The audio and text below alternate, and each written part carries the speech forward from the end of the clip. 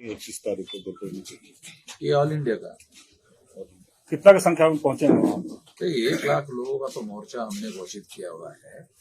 ये तो मिनिमम आंकड़ा है, ज्यादा होगा। झारखंड से क्या हमने आशा रखे? सारी जगह से, बंगाल से भी आए, त्रिपुरा से भी आए, बंगाल से आ गए ना त्रिपुरा, वहीं से भी आए। तो ईवीएम को लेकर बराबर सवाल किए जाते हैं, लेकिन कुछ होता नहीं है, ढाक का 3 पात रह जाता है, चुनाव हो जाता है। ये एक अलग बात है, मगर चुपचाप हो नहीं रहा ना, विरोध हो रहा है। और बहुत मौलिक बात यह है कि संविधान ने चुनाव आयोग को फ्री, फेयर एंड ट्रांसपेरेंट चुनाव करने के लिए अधिकार दिए। तो जब भारत की प्रजा और वोटर सवाल उठा रहे हैं, तो सेटिस्फैक्टरी आंसर देने की कॉन्स्टिट्यूशनल जिम्मेदारी चुनाव आयोग की है।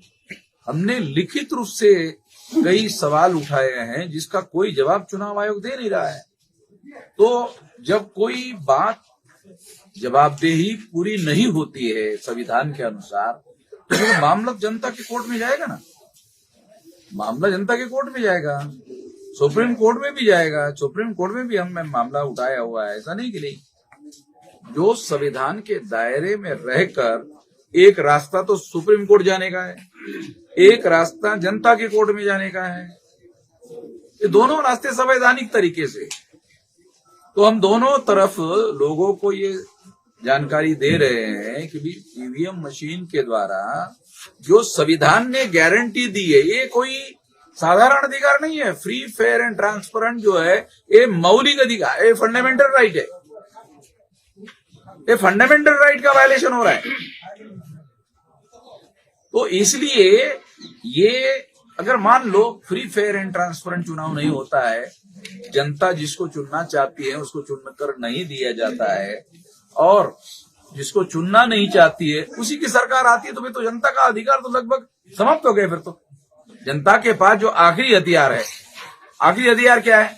लोकतंत्र में शांतिपूर्ण तरीके से बदलाव करने का अधिकार जनता के पास है।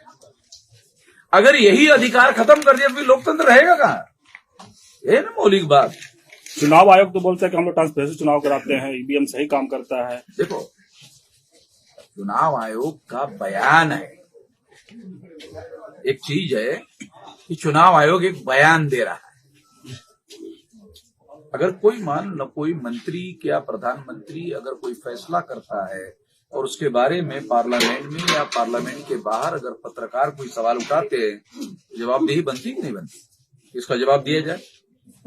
अगर जवाब नहीं दिया जाता तो सवाल तो उठते रहेंगे ना। चुनाव आयोग जवाब नहीं दे रहा है ना, चुनाव आयोग बयान दे रहा है, नहीं हम तो फ्री फेयर कर रहे हैं। अरे तो बयान है, तो स्टेटमेंट है, उसके संबंध में जो सवाल उठाए जा रहे हैं उसके जवाब नहीं दे रहे ना। ये तो हमने सवाल उठाए हुए बहुत सारी बातें उठाई हुई। चुनाव आयोग खुद कहता है कि ये डाटा साल भर रखा जाएगा, इमीडिएट डिस्ट्रॉय कर देता है। क्यों? क्योंकि वो डाटा एविडेंस है इस चीज का, वो जो घोटाला हुआ उस घोटाले का। क्या चाहते हैं सर? ईवीएम बंद करके बैलेट बॉक्स से चुनाव पुराने मेथड से? बैलेट पेपर बंद करवाने के लिए जो तरीका, जो कारण बताया गया था कि भाई ये गुंडागर्दी होती है, ये होती थी, मगर रिकॉर्ड अवेलेबल है, ये 1% से ज्यादा नहीं होता था। तो अडवाणी जी ने बयान दिया कि इससे ये तो सट्टल में हो रहा है। ये अडवाणी जी का बयान था। अडवाणी जी का पॉलिटिकल करियर जो चौपट हो गया, वो चौपट होने का एक बहुत बड़ा कारण ये बयान है। तो अडवाणी कोई छोटा मोटा आदमी थोड़ी था। आरएसएस का और कांग्रेस का ईवीएम मशीन के मुद्दे पर समझौता हो गया, और उसके तहत अडवाणी का पॉलिटिकल करियर समाप्त हो गया और नरेंद्र मोदी को लाया गया। तो ईवीएम से चुनाव होगा तो कैसे उसको देखेंगे? चुनाव आयोग पर आप लोग क्या कुछ प्रतिक्रिया देंगे? देखो, 31 तारीख को तो लाखों लोगों का मोर्चा हम लेकर जा रहे हैं, और मोदी जी ने 144 लगा दिया दिल्ली में। हम कहते हैं कि चुनाव आयोग एटोनॉमस बॉडी है, कि भारत सरकार का डिपार्टमेंट नहीं है, तो हमारे रैली को रोकने के लिए 144 आपने लगा दिया। आप चुनाव आयोग का प्रोटेक्शन करने के लिए मैदान में क्यों उतरे? चुनाव आयोग को देखने दो ना। चुनाव आयोग एटोनॉमस बॉडी है, चुनाव आयोग स्वायत्त संस्था है। उसके लिए मोदी प्रोटेक्शन करने के लिए मैदान में क्यों उतरे? मोदी का कोई डिपार्टमेंट है क्या चुनाव आयोग? चुनाव आयोग मोदी का डिपार्टमेंट नहीं है, इसे तमाम डिपार्टमेंट है। उस तरह से चुनाव आयोग कोई मोदी का डिपार्टमेंट थोड़ी है। फिर उसके प्रोटेक्शन में क्यों आ रहा है? क्यों आ रहा है? उसका कारण ये है कि वो चुनाव आयोग उनको हेल्प कर रहा है ना, चुनाव आयोग उसको हेल्प कर रहा है, और हमने वही पॉइंट उठाया हुआ है। मोदी के चुनाव जीतने के चांसेस नहीं है। आपको बहुत मौलिक बात बताता हूं, जो सारे देश का मीडिया बता नहीं रहा है। वो क्या है? क्या आपको पता है 2019 में मोदी की बहुत पॉपुलर 37.7%। इसका दूसरा अर्थ क्या है? 62.3% अपोजिशन में है। फिर आप सवाल कर सकते हो, अरे फिर मोदी कैसे चुनकर आ गया? ये तो एक सवाल है। अगर 37.7% ही वोट मोदी के पास है और अपोजिशन पार्टी के पास 62.3% है, तो पहला कारण आपको बताता हूं कि अपोजिशन पार्टी के लोग डिवाइडेड है। 19 में, 2024 में यूनाइटेड है। जो इंडिया गठबंधन बना वो डिवाइडेड था, वो था ही नहीं। इंडिया गठबंधन तो अभी बना ना, वो इंडिया गठबंधन डिवाइडेड था, डिवाइडेड चुनाव हुआ तो वोट ऑफ परसेंटेज डिवाइड हुआ। डिवाइड होने की वजह से मोदी 37.7% वोटों से चुनाव जीता। अब के बार सारा का सारा यूनाइटेड हो गया। तो सारा का सारा यूनाइटेड होने के बावजूद भी, यूनाइटेड होने की वजह से नरेंद्र मोदी ने ये अयोध्या में राम मंदिर अभी बना ही नहीं, अधूरा है। चारों शंकराचार्य बोले कि अशुभ लक्षण है, अधूरा मंदिर आधा बन रहा, आधा ही पूरा नहीं हुआ, और अब उद्घाटन कर रहे। अरे आधे का थोड़ी ना उद्घाटन होता है। एक भी शंकराचार्य हाजिर नहीं है। शंकराचार्य तो ब्राह्मणों का सबसे बड़ा ना उस्ताद धर्माचार्य है। उसके ऊपर कोई उस्ताद धर्माचार्य है? कोई नहीं है। वो एक भी हाजिर नहीं है। राष्ट्रीय पिछड़ा वर्ग मोर्चा आज के दिन को काला दिवस पूरे देश में घोषित किया है और आपने उसका समर्थन किया है। ये उसका कारण ये है कि जो जिसे ये कहा जा रहा है कि वो भूमि अयोध्या की राम जन्मभूमि है, मैं मोदी को, आरएसएस को और भाजपा को चुनौती देकर कहता हूं कि आप हमें बताओ कि अयोध्या शब्द उस भूखंड का नाम था, ऐसा कोई डॉक्यूमेंट्री एविडेंस दिखा सकते? मगर उस भूखंड का नाम बुद्ध भूमि है, उसका रिकॉर्ड है। बुद्ध ने वहां 16 साल निवास किया। 3000 भिक्षुओं का ट्रेनिंग सेंटर वो था, 3000 भिक्षुओं का। ब्राह्मणों ने मुसलमानों को निमंत्रण दिया, आओ इसको डिस्ट्रॉय करो, हम आपको साथ देते हैं।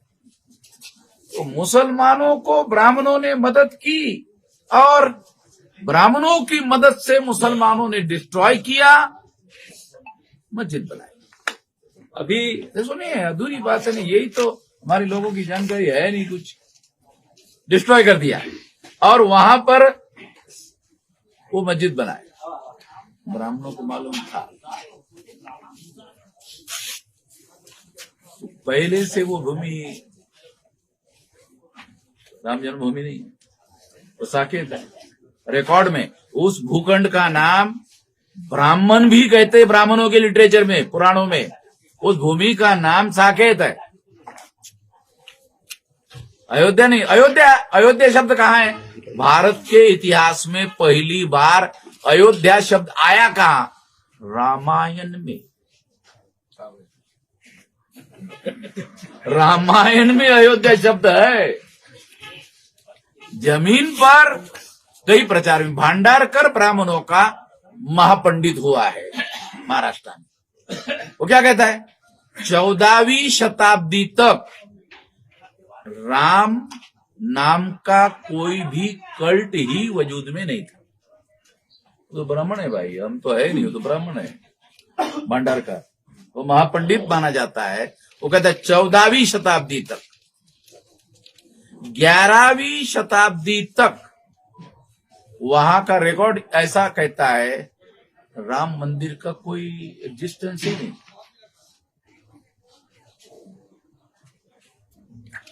है ब्राह्मणों के पास। तो जो अपने को बहुत बड़ा विद्वान कहते रहते पंडित लोग हैं, ब्राह्मण लोग है, हमारे सवालों का कोई जवाब है पंडित लोगों के पास में? हिंदू मुसलमान करते रहते। अरे तो यहाँ तो हिंदू मुसलमान का मामला ही नहीं है, ये तो मामला अलग है। बौद्धों का कहना है कि कुबेर टीला और सुमेर टीला वो बौद्ध स्तूप है और वो बौद्धों का है। लेकिन न्यायालय ने जो निर्णय दिया उसमें बौद्धों को वो पार्टी स्वीकार नहीं किया और आस्था के आधार पे सुप्रीम फैसला कोर्ट दिया, निर्णय दिया और वो 5 जजों को भी आमंत्रित किया गया है। इस संदर्भ में सुप्रीम कोर्ट की वो जजों को आमंत्रित नहीं करेंगे तो वो सारे रिटायर्ड हो गए ना, अभी जज थोड़ी है। तो और संभवतः सारे ब्राह्मण है? अब वो आएंगे कि नहीं आएंगे इसकी कोई खबर आई नहीं है, निमंत्रण की खबर जरूर आई है। 2024 में अगर ईवीएम से चुनाव होता है तो आप 31 तारीख तक हम चुनाव आयोग इसमें क्या बदलाव करता है वेट कर रहे हैं, उसके बाद ही बोलेंगे। उसके बाद हमारे नीतियों में बहुत बड़ा बदलाव हम करेंगे कि अगर ये लोग शांतिपूर्ण तरीके से, संवैधानिक तरीके से अगर हमारी बात को मानने के लिए राजी नहीं है।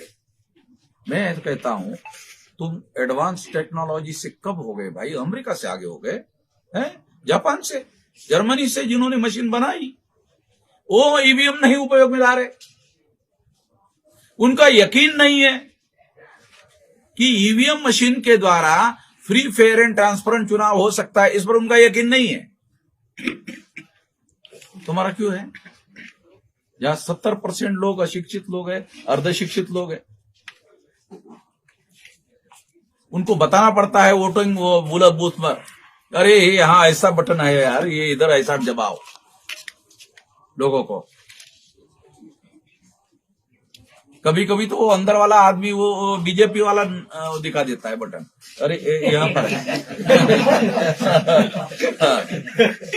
सर आप बोल रहे हैं जो गठबंधन बना है, इंडिया गठबंधन तमाम विरोधी दलों का, वो क्यों नहीं सवाल उठा रही है? देखो अभी गठबंधन की तरफ से लेटर लिखा गया था, चुनाव आयोग ने समय तक नहीं दिया। तुम्हें तो हैरान करने वाली बात है, अरे हो आपको चर्चा करने के लिए समय मांग रहे। आप कह रहे जैसे अभी आप कह रहे थे ना, नहीं हम तो free and fair and transparent. चलो अगर ये लोगों को वो समय देते तो यही वो सवाल पूछते कि आप बताइए तो फ्री, फेयर एंड ट्रांसपेरेंट होता है करके। एक्सपर्ट लोग जाते हैं उनको बताते हैं। चुनाव आयोग ने कभी उस मशीन को सार्वजनिक रूप से सारे दुनिया वालों के सामने भाई कोई भी आ जाओ और इसमें गड़बड़ी होती है करके दिखाओ, तो लोगों ने तो चुनौती दे हुई है, हम क्या करके दिखाते हैं। मैंने आप चुनाव आयोग पर सवाल उठा रहे हैं? चुनाव आयोग खुदा है। लोग दुनिया में खुदा पर भी सवाल उठा रहे हैं। नहीं उठा रहे? ऐसे तमाम करोड़ों लोग हैं जो है नहीं पर चर्चा करते रहते। तो जब वो खुदा पर लोग सवाल उठा रहे हैं, चुनाव आयोग खुदा ना है, खुदा तो है नहीं।